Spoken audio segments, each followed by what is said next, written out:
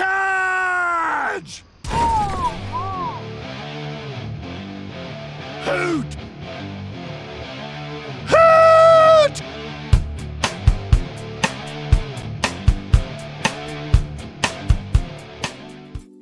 Alright, you know what? I am so sick and tired of waiting for Valve to actually push their goddamn Pyro update. And it's been almost like a good year since I uploaded the last How to Counter video. So, you know what? Today I say fuck it. Today we're gonna look at these little bastards. You know, funnily enough, a lot of people don't actually realize how much of a burn the Pyro is to sniping. And luckily for you, I'm here to explain to you why that is and how to deal with it. Sort of. Think about it. You can be as good a player as you want. If you don't hit shots, you're useless, especially as a sniper. And it so happens to be that the major thing that can mess up your aim is knockback. You see where I'm coming from. A Pyro can easily spam flares at you. Not only will this make you nearly unable to aim, it will quickly drain your health, which again forces you to leave the area and make a run for health that probably just got snitched by a scout on 124 HP. So how do we deal with the Pyro? Well, there are three aspects I want to focus on here. Firstly, there's weapons, positioning, and then finally team play. Firstly, we'll have a look at weapons. A full health Pyro, not on overheal, has 175 HP. This basically means one quickscope won't put a Pyro down.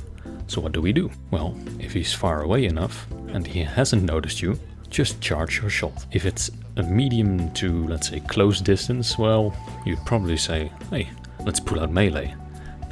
No, they'll just spam M2 and flares and pretty much there's nothing you can do. What I personally like to do in this situation is to just put a quickie in his face and finish him off with a no-scope, since unscoped shots are way easier to perform when you're being air blasted by a panicking Pyro. But that is just the damage aspect of weapons. Let's have a look at supporting weapons. I'm thinking about Girardi and the Cozy Camper. You all know Girardi is that trusty jar of piss that everyone knows and loves. And as you know, this jar of piss will instantly extinguish any fire on yourself, but also on your teammates. Make sure you have your teams back. You may be a team carrying sniper, but in essence you are still a support class. Though you have to be careful with Girardi, the cooldown between every jar forces you to use it wisely.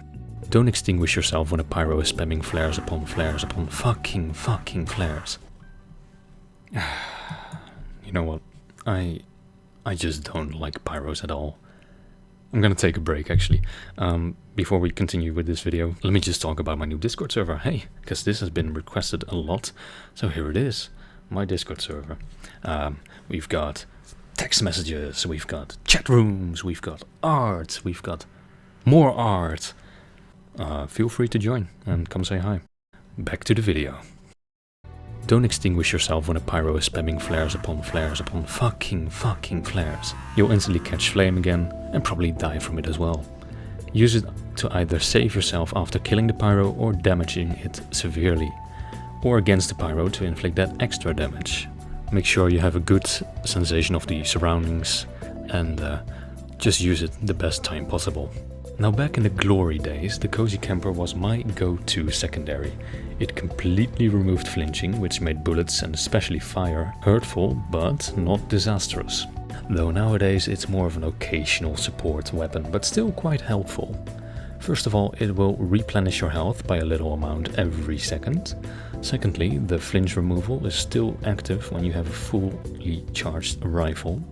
So if you're charging your shot for a Pyro, just finish your charge, take that 420 damage MLG headshot and put the asshole down.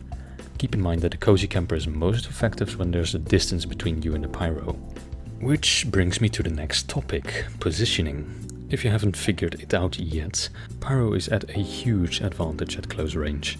I mean, come on, you're a sniper, you're in essence a long range class. Try your best not to run into its range. As for dealing with flares, take cover behind something, charge your shot. Open spaces will just make you a legless bunny crawling away from a forest fire with gender issues. The more you know.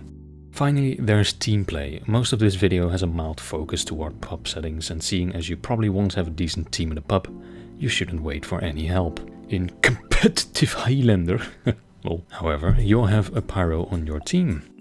You know what they say, fight fire with fire, or air in this case. Make sure that you have a pyro staying in your range to channel the flames on your arse into a burning passion toward the enemy pyro's face, also known as extinguish you.